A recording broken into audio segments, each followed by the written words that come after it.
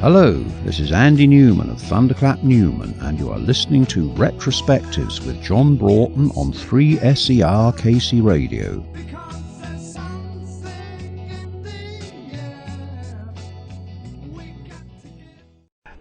Does it amaze you to this day that a band that had such a short lifespan and limited recorded output as Thunderclap Newman is still remembered so fondly all this time later? Yes, it is quite amazing, isn't it? I mean, it's 40 years, I think, from when we first got into the top 20 over here.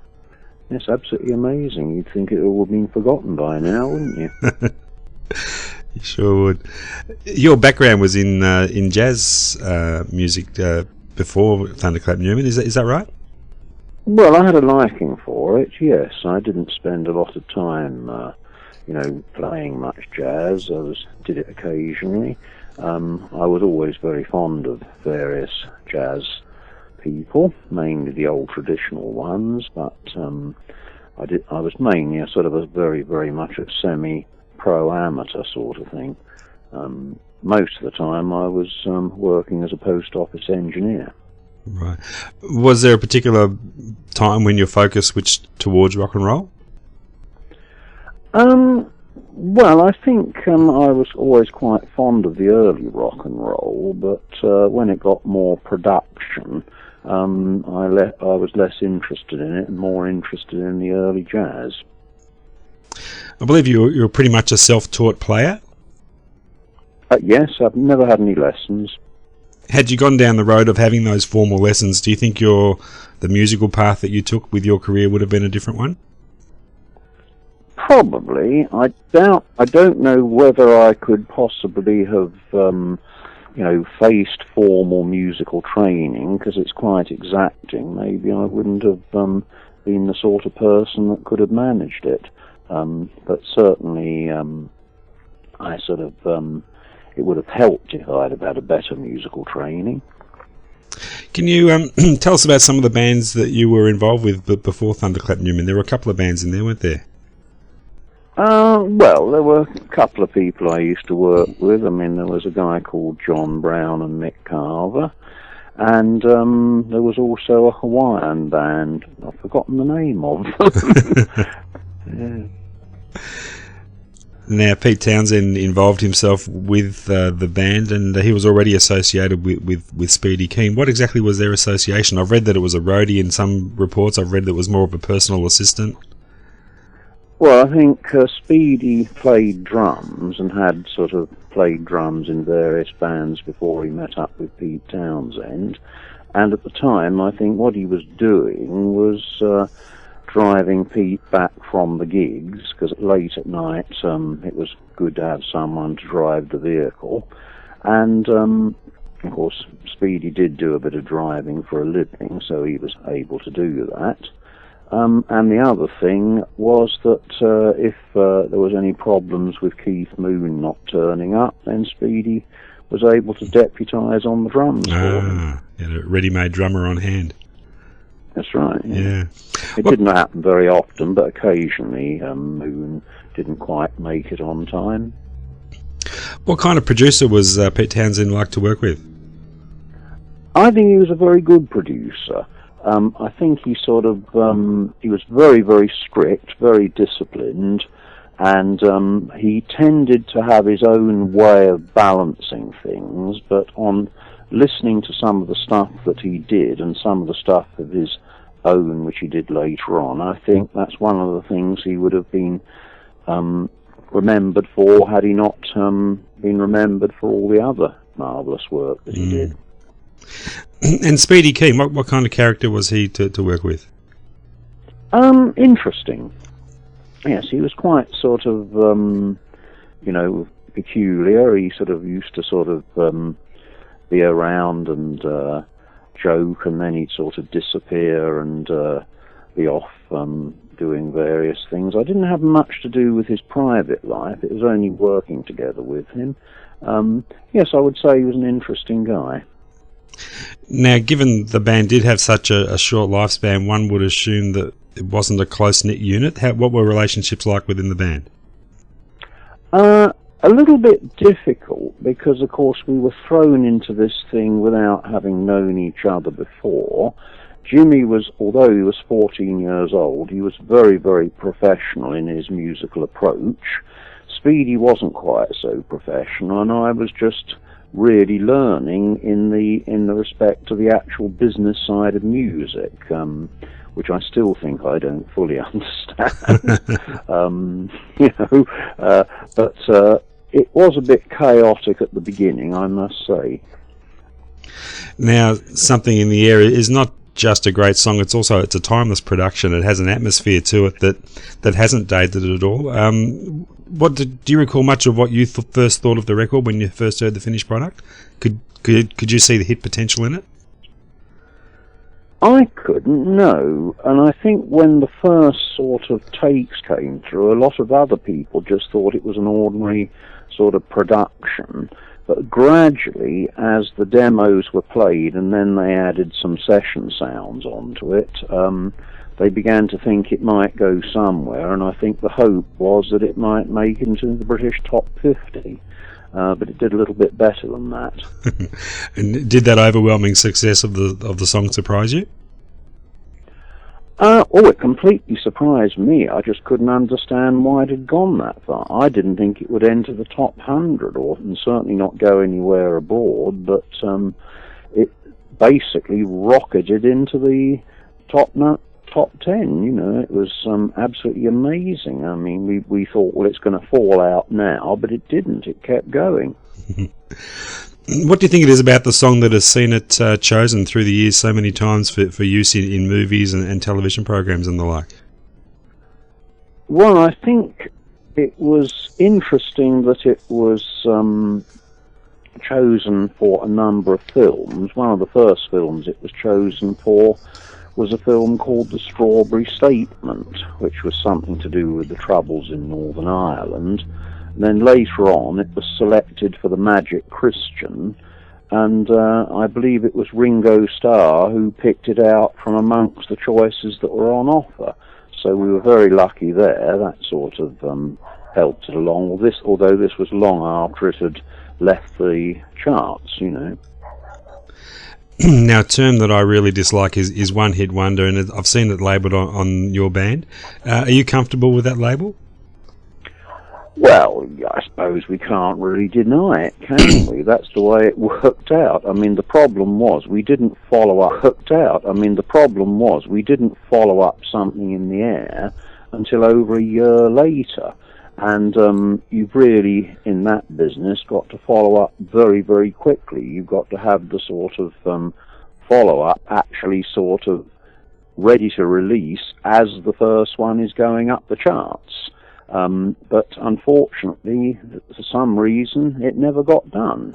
We were out touring, we were doing all sorts of things, and the record company, for some reason, didn't follow up. I've no idea what was going on behind the scenes there, but it's one of those mysteries. However, I don't know whether it would have improved matters, because sometimes you follow up a big hit like that, and anything you follow it up with is an anticlimax.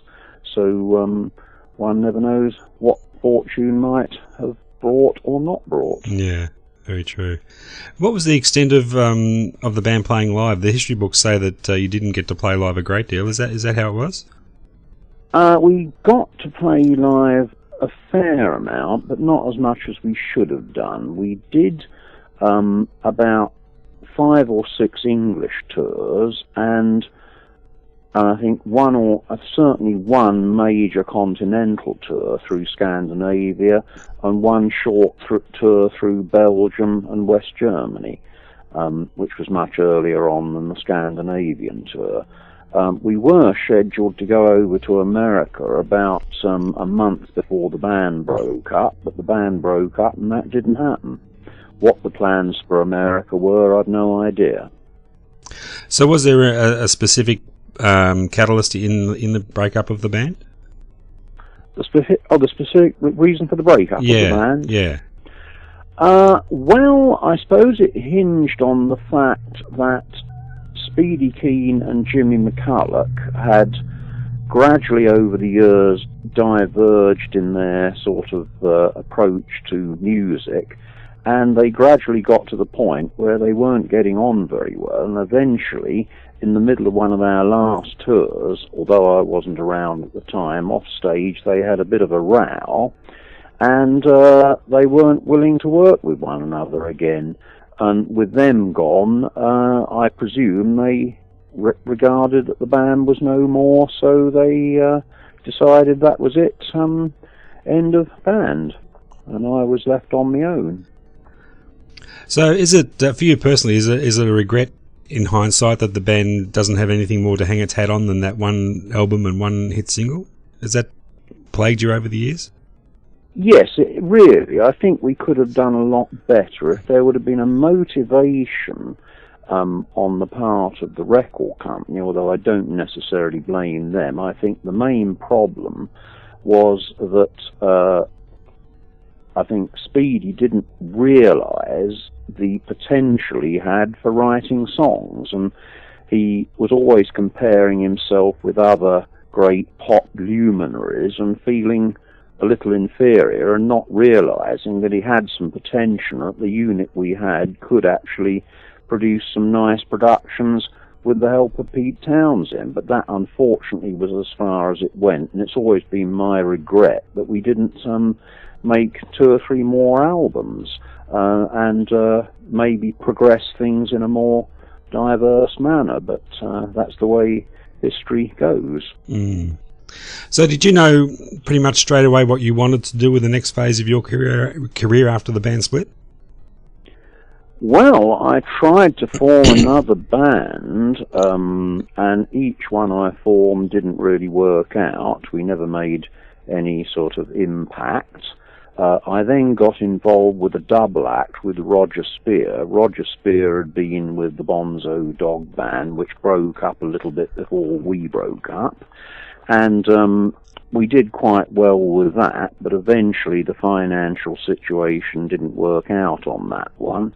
And I then started getting involved in other things outside music, mainly getting involved with a gentleman called Chris Parmenter, who was an advertising promoter, in promoting annual general meetings for big multinational companies, which I just assisted in the background.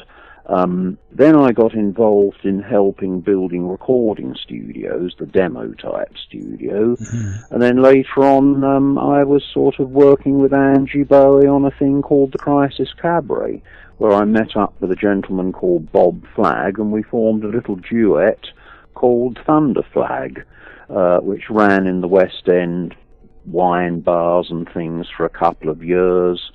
But eventually I got fed up with the music business and got involved with a housing cooperative and went back to working for a living, this time not as a telephone engineer but as an electrician. So you walked away completely there from music for quite a period. Did you miss it at all while you were away? I think I didn't really miss the music. No, I mean, I like music, but the music business is a completely different affair to actual music and the making of it. It's a very, very complex business. It's like seeing a show from the front. It looks great, it looks easy, but you try and put the show on, and all the finance and money that has to be done to keep the thing going, and all the personalities and all the effort, mental and physical, that has to go into it. No, I don't think I missed the music business. I'm not one of these people that absolutely has to perform in front of an audience. There are some people in this world who they've got to have the adulation of an audience, otherwise they become very depressed. I'm not one of those people. I'm quite happy to put on a show and perform and do the business, provided conditions are right, and so it didn't really bother me. In fact, it was a lot easier working than actually performing, because when I was doing ordinary work, I was working mainly with my body rather than my brain, whereas playing music, you're working very hard with your body and having to be very, very active in the brain department, and most of the work is outside the performance as well. So I think, frankly, compared to sort of what we did when the Thunderclap thing was going, I think I preferred an ordinary day job. Now we have this new version of the Thunderclap Newman Band, and I believe you really had to be coaxed back into it to get involved with it. Tell us how it all came together. Well, it all started, I think it must be about 1997-98, when I was contacted by a gentleman who used to live down the road from me, who was into music, and he'd met up with another chap, and they came round looking for Speedy Keen. And they asked me if I knew where Speedy Keen lived. And I said, well, I didn't know where Speedy Keen lived, because about sort of the end of the 1980s, Speedy apparently had disappeared off the scene. We think he was living on a houseboat somewhere on the Thames, but he completely cut himself off from all contact with the outside world, and even his publisher that had money for him couldn't find him, you see. And so everything was fine until 2002, when Speedy Keen died and it all got into the papers, and I went to Speedy's funeral. And then what happened was that these chaps came back to me and said they wanted to reform a band which would produce the same music as the Thunderclap Newman Band. Could I help them, you see? First of all, they did ask me if I'd like to join it, and I said I definitely didn't. So they said, okay, can you help us sort of do the rehearsals? And I said, well, certainly, I'll try and help you as best I can. So they booked a studio, and they fixed up a keyboard, and I went in there and we started going through all the numbers, and I really got sucked back into it. So effectively I was a sort of a Russian volunteer. And can you tell us about the lineup of the band now and the background of the guys? Right.